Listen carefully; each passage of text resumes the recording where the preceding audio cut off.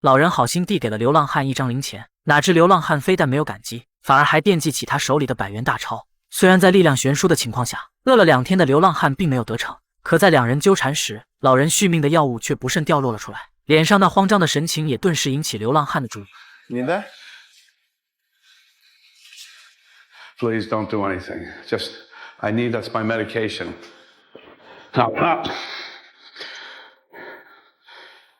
内心阴暗的流浪汉完全无视一位老人的恳求，踩碎药瓶后便头也不回地逃跑，只留下一地的狼藉和满心无助的弗兰克。弗兰克因为年轻时工作的原因患有肺部纤维症，病痛的折磨不仅让他不能随意出远门，甚至每天还必须依靠药物来维持肺部那脆弱的活性。可原本就算这些不便给生活带来了诸多困扰，弗兰克也都咬着牙坚持了下来。但就在8个月前，伴随着那个一直陪伴在他身旁的妻子突然离世，孤独就开始像一团阴影一样时刻笼罩着他的生活，让他的世界彻底变得黯然失色。好在不久后的家庭聚会给了他一丝期待，4个在外地工作的孩子约好了这周末要回家聚餐。为了这次聚会，弗兰克当天便早早起床，开始打扫家里的每一个角落，想要给孩子们营造一个温馨舒适的环境。搞完卫生，他又匆匆赶往超市，精心挑选孩子们最喜欢吃的食物。他没有像平时那样接受导购员推荐的打折牛肉，而是选择了几块上等的菲力牛排，心里想着只要孩子们能够吃得开心，哪怕他多一些开销也无所谓。也因此他又花费5000购买了一个先进的烤箱，只为了烤出来的牛排能够更加美味。最后他还来到酒水区，挑选了几瓶孩子们喜欢喝的红酒，脑海里也开始憧憬着一家人围坐在餐桌前举杯畅饮的温馨画面。他用心地准备着每一个细节，不放过任何一个可能让这次聚会变得更加完美的环节。终于在夜幕降临的时候，他将一切都准备就绪。然而正当他满心期待孩子们的到来时，小儿子的电话却突然打破了这份美好。电话那头儿子满是歉意地说，因为乐团临时增加了演出任务，所以他没办法回来了。弗兰克听后强忍着内心的失落，一边说着没关系，一边还打趣说对方没口福，吃不上他特意准备的上等牛排和美酒。电话挂断后，弗兰克虽然有些许遗憾，但还是庆幸其他孩子没有打电话回来，心里还想着其余3人应该很快就能到家了。可当他打开电话留言，现实却如同一盆冷水狠狠地浇在了他的头上。小女儿说因为要跟新的经纪公司洽谈合作，所以没办法如期赴约，而大女儿不仅因为需要照顾生病的孩子脱不开身，甚至还说大儿子也出国办事了没办法回来。弗兰克得知4个孩子都无法如期赴约，此刻即使是站在火炉旁，他的内心也感觉不到一丝的温暖。看着镜子中苍老的自己，弗兰克不知道这辈子还有没有机会再见到孩子们。于是在这样的打击下，一个大胆的计划突然在他心里悄然生根。他来到医院找到平日里的主治医生，谎称自己的药不小心掉进洗手盆里打湿了，让医生又重新给他开了一个疗程的药片。有了保障后，弗兰克立马回家开始收拾行李，心想着既然孩子们都不来看他，那他便亲自去与孩子们再见上一面。在去往大儿子所在城市的火车上，弗兰克向对座女孩炫耀自己的孩子们，他们有的成了乐团指挥家，有的成为了画家，还有舞蹈家以及企业家，而这些都是他靠给窗外那些电线图保护层一米一米养育出来的。即使他的肺部出现问题，也是因为长期接触保护层上的聚氯乙烯导致的，但他却从未因此感到过一丝不值。经过8个小时的漫长车程，弗兰克终于抵达大儿子的住所。他迫不及待地按下公寓门铃，可等待了许久，对讲机里却始终没有传来期待中的声音。无奈他只能像个忘带钥匙的孩子一样坐在台阶上，落寂地等待那个思念已久的身影出现。可惜的是，直至等到凌晨，弗兰克也没能如愿见到儿子，最终只能拖着疲惫的身体先去寻找休息的地方。途中他看到一个画廊，其中有一幅正好是大儿子戴维的画，这不由让他想起对对方儿时的教导。 What are you gonna do when you grow up, huh? I want to be a painter and do my pictures. Not a painter. Christ, painters paint walls and dogs pee on walls. You're gonna be an artist. Artists paint pictures that change people's lives. So what are you gonna be? An artist. That's right, an artist. 弗兰克目光久久凝视着儿子的那幅作品，仿佛能从画中看到对方努力创作的身影。而在这寂寥的夜晚，这幅画也算是给了他那颗逐渐冷却的心些许慰藉。在24小时餐厅勉强度过了一夜，弗兰克再次来到儿子居住的公寓前，在一个女住户的帮助下，这次他终于成功进到了里面。可惜的是，在房门前敲了许久，却依旧得不到任何回应。很明显，大儿子此时并没有在家。最终，他也只能留下一封信，希望儿子回来后能够知道自己对他的思念。做完一切，弗兰克便匆匆赶往下一站。由于到大女儿家没有直达的巴士，他中途不得已只能找了家旅店休息一晚，因为他的身体也需要按时吃药并保持充足的睡眠。就这样辗转了1天1夜后，弗兰克终于来到了大女儿家。大女儿家是一间豪华气派的大别墅。按响门铃后，过来开门的是外孙。可看到外孙活泼乱跳的，完全就不像女儿所说生病需要照顾的那样，弗兰克的内心也不禁生出了一丝疑惑。此时女儿正在花园里打着电话，他尝试用小时候的方式呼唤对方。Amy! Dad? 即使女儿如今已经长大，成为别人的母亲，但在老父亲的眼中，她永远都是那个喜欢扑进自己怀抱中的小丫头。只不过面对父亲的突然造访，艾米的神情却显得有些慌张，没叙旧几句便安排儿子带她到外面去打高尔夫，自己则又在屋内拨通起丈夫的电话，仿佛想要借此时机避开些什么。爷孙俩来到高尔夫球场，本应是轻松愉快的时光，可弗兰克却从外孙不经意的话语中得知，外孙的成绩并不像女儿此前所描述的那般优秀，这也让他突然意识到，女儿似乎向他隐瞒了不少事情。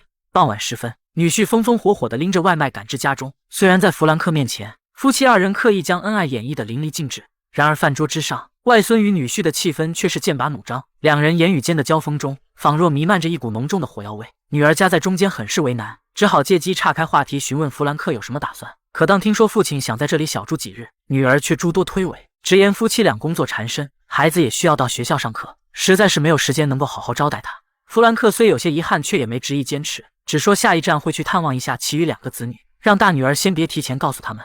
第二天分别之际，弗兰克提议为女儿一家拍照留念，然而外孙却倔强的不肯站在女婿身侧，三人脸上勉强挤出的笑容，也看得弗兰克的内心五味杂陈。在踏上火车的前一刻，他同样交给了女儿一封信，并吐出一个藏在心底已久的问题 You happy? What do you mean? You happy? Yeah, of course I am. Good. Good. Good girl. 弗兰克虽然年轻时对这些子女们比较严厉，但却从未奢望过他们能够大富大贵，归根结底也只是希望他们以后能够过得快乐。在去往小儿子家的火车上，弗兰克偶尔也会与邻座的旅人攀谈几句，只不过这一次他却少了几分炫耀，因为从这两次的突然造访，他看得出孩子们实际上过得并没有他们口中所阐述的那般美满。小儿子罗伯特的职业是一名乐团的指挥家，在弗兰克的心中，这是一件足以让他吹嘘半辈子的事。然而当他怀着满心自豪走进音乐厅，终于看到指挥家的侧脸时，内心的喜悦却瞬间化为泡影，因为那个一直说自己是指挥家的小儿子，实际上不过是乐团的一个普通鼓手，普通到在演出中途突然离开都没人会在意的那种。父子俩久别重逢本该是温馨的时刻，然而他们中间却仿佛隔着一道无形的屏障，相隔几米距离略显生疏的交流着。弗兰克按捺不住心中的疑惑，开口询问起关于指挥家的事。小儿子支支吾吾地解释说，自己只是在业余的时候偶尔指挥一下，其实他真正的工作就是一名鼓手。弗兰克听着儿子的解释，心中满是无奈，他觉得儿子苦练多年的指挥技巧，理应去争取更高的成就，不该就这样埋没掉自己的才华。但小儿子却觉得打击乐更适合他，这份工作没什么压力，收入也不错，并且也能像其他乐手一样到世界各地去演出。弗兰克看着儿子，心中虽有不满，却也没过多指责，毕竟每个孩子都有自己的选择。他本想留下来陪儿子生活几天，然而却被儿子以下午就要出发去欧洲表演推脱了。无奈之下，弗兰克也只好准备出发前往下一站。临行前，他同样问了儿子一个相同的问题 And you're happy? Happy? Yeah. I get paid to bang a big loud drum all day. Of course I'm happy. 得到儿子肯定的回答，弗兰克原本失望的内心也算是多了一丝欣慰。出门前，他忍不住回过头看了一眼，在他眼里，对方永远是那个有些叛逆的臭小子。虽然只是短暂的重逢就要别离，不过弗兰克也在儿子的骨上留给了他一封信。那封信里写着一位父亲不知该怎么开口的千言万语，而儿子心里同样也是放不下父亲。他一路偷偷尾随着弗兰克直到车站，还把行程透露给了妹妹，让对方一定要提前到车站接待父亲，仿佛只有这样才能让他的内心稍微踏实一些。因为实际上他根本就没有所谓的演出安排，只不过是如今长大之后，实在是不知该怎么与父亲相处。当弗兰克来到中转站，已是深夜，寂静的候车室只有他孤独的身影。就在他满心以为班车即将抵达时，工作人员却带来了一则不好的消息。原来他所等待的班车早已出发，由于时差的缘故，他的手表慢了整整2个小时。幸好在工作人员的介绍下，弗兰克搭上了一辆顺路的卡车，这才让他在天亮前顺利抵达最近的火车站。可也就是在这里，弗兰克遇到一个与自己儿子年纪相仿的流浪汉。出于善意，他本想帮一帮这个年轻人，没想到却弄巧成拙，暴露出了对方的贪婪。他活了70多年，也算是第一次重新体会到了人性的阴暗。绝望的弗兰克只好把那些碎渣一点点收集起来，因为没有医生开的处方，他在其他地方根本买不到这种药。之后，弗兰克内心沉重地拨通了家里的电话，电话那头传来了妻子那熟悉的留言声 I'm not here at the moment, and Frank is probably in the garden. Leave a message, and I'll call you back. 在这孤独无助的时刻，或许只有妻子的声音才是治愈他内心伤痛最好的良药。终于踏上火车，此时的弗兰克早已是心力交瘁，只好将部分零碎的药一口吞下，随后沉沉的睡去。第二天火车到站，小女儿露西已经在出口等待着他，对方还是如同小时候一样古灵精怪。为了迎接父亲，还特意订了一辆加长版的豪车过来。车上他讲述着自己这些年参加的各种盛大演出，听得弗兰克这个老父亲内心是倍感自豪。小女儿所居住的地方是位于市中心的高级公寓，给弗兰克准备的也是一个特别温馨舒适的房间。然而，正当他打算招待父亲去66层的旋转餐厅时，一个朋友却带着小孩突然登门拜访。对方焦急地声称自己有急事要外出，希望露西能够帮他带一带孩子。露西欣然答应了下来。弗兰克看着可爱的孩子，眼中也满是欢喜，主动承担起了照顾孩子的任务。露西在一旁静静地看着这一幕，脸上也露出了欣慰的神情。中途，弗兰克来到房间，服下了仅剩的所有药碎，本打算吃完药休息一会，外面的电话却一直响个不停。看到女儿正在给孩子换尿不湿，他本打算告诉打电话的人晚点再打过来，没想到此时语音留言却自己响了起来。It's me. Look, I need the apartment back sooner than I thought. So call me. 听完这些，弗兰克的内心顿时五味杂陈。他意识到自己的出现似乎给女儿添了不少麻烦，于是他找到女儿取消掉了高级餐厅的计划。两人一边在家照看孩子，一边简单吃了顿很久都未曾一起吃的晚饭。为了照顾女儿的脸面，弗兰克没有提起电话留言的事，而是告诉对方自己所带的药已经不够了，因此明天就得回去。露西听完还想做出挽留，但为了不给女儿继续增添麻烦，弗兰克还是做出了拒绝。第二天离开前，他同样交给了小女儿一封信，不过这一次他并没有询问对方是否过得快乐。从这几天与孩子们的相处中，他心里早已有了答案。由于所有药都吃完了，弗兰克只能乘坐飞机以最快的速度赶回去。然而不巧的是，途中刚好经过一片雷云，飞机产生了颠簸，让他感到十分不适。他来到卫生间，试图用冷水让自己保持清醒，可当空姐意识到不对，强行打开门时，他也已经因为呼吸困难彻底昏迷了过去。等他再次醒来，已经是在医院的病床上。可笑的是，直到他病倒了，一家人才有机会团聚，只不过始终还是没有见到大儿子戴维的身影。看出父亲的疑虑，艾米还试图说些什么，然而却被弗兰克直接出言打断了。通过这几天的观察，他看得出孩子们都喜欢将不好的事情隐瞒下来，比如大女儿艾米的婚姻其实并不幸福，不仅因为女婿与外孙的关系不融洽，试问一个事业有成的男人，怎么可能2天穿着同一套衣服去上班？很显然，夫妻俩早已离婚分居，对方在这个家连一套换洗的衣服都没有。而小儿子罗伯特更是故意躲着自己，他其实早在门口看过乐团的行程海报，上面最早的演出时间还是在1周以后，并且也根本就没有通知要去欧洲的安排。最后，小女儿露西，朋友让帮忙照看的孩子，实际上就是他自己的，只不过是为了向父亲隐瞒未婚先孕的事实。弗兰克能够理解孩子们报喜不报忧的做法，但在大儿子戴维的事情上，他不希望孩子们还继续瞒着他。看出父亲似乎已经预感到了什么，艾米也只好将真相说了出来。原来戴维这些年过得并不如意，不仅事业上有着诸多压力，就连感情生活也是备受波折。几个月前母亲的去世则令他更为伤心，最终他因服用过量的违禁品不幸去世。弗兰克得知儿子的遭遇，悲痛欲绝，他最后的期望终究还是破灭了。No, not my son. That's not my son. No. 深夜外面风雨交加，弗兰克在半睡半醒间梦到了戴维来与他做了最后的告别。戴维不停地说着对不起，说自己没能成为父亲期望的样子，而弗兰克也意识到自己这些年对孩子的要求过高，孩子过得不好实际上也与他的严格有着脱不开的关系。 David. I'm sorry.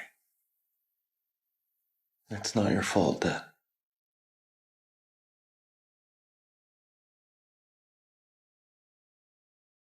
David?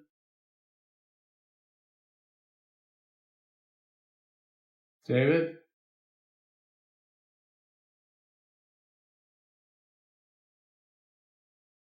时间转眼半个月过去，弗兰克的身体也有所好转，顺利出院。而当初他留在大儿子家的信也被退了回来，但其实信里除了一张合照外，也只写着一句简单的话：戴维，圣诞节可以聚聚吗？只可惜如今已是阴阳两隔，这个希望也成了弗兰克永远的奢望。怀着沉重的心情来到妻子长眠的墓前，弗兰克述说起自己的万千思绪。他正视了自己和孩子们的沟通问题，意识到自己在教育孩子时太过自我。如果时光能够倒流，如果一切可以重来，他只希望孩子们能够快快乐乐的成长，绝不再干涉他们的选择，未来的路也会由着他们自己去闯。